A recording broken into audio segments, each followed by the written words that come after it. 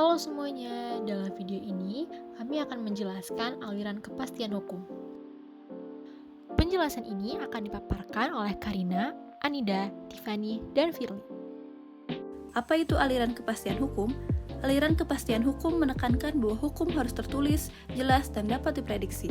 Hukum berlaku karena dibuat oleh lembaga yang berwenang dan bukan karena dilihat adanya adil atau tidak. Tujuan utamanya yaitu untuk menciptakan kepastian, ketertiban, dan kesamaan perlakuan di hadapan hukum. Selanjutnya ada teori 3 nilai dasar tujuan hukum menurut Gustav Radburs, yaitu yang pertama ada keadilan, kemanfaatan, dan kepastian hukum. Aliran kepastian hukum menurut beberapa tokoh, yang pertama ada John Austin, hukum adalah perintah penguasa.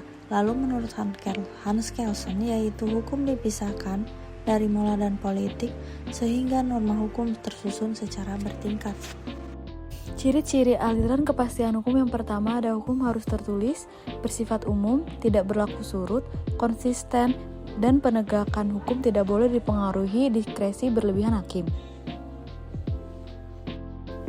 Selanjutnya ada kelebihan dan kelemahan. Kelebihannya yang pertama yaitu menjamin kepastian hukum, yang kedua mengurangi kesewenang-wenangan, dan yang terakhir menciptakan ketertiban dalam masyarakat. Kelemahannya yang pertama yaitu terlalu kaku, yang kedua kurang memperhatikan rasa keadilan, dan sulit mengikuti perkembangan masyarakat yang tepat. Contoh penerapannya bisa berupa putusan hakim yang berpedoman pada bunyi undang-undang atau penerapan asas legalitas dalam hukum pidana yang berbunyi tidak ada pidana tanpa undang-undang. Yang terakhir ada kesimpulan, yaitu aliran kepastian hukum menempatkan hukum tertulis sebagai dasar utama penegakan hukum.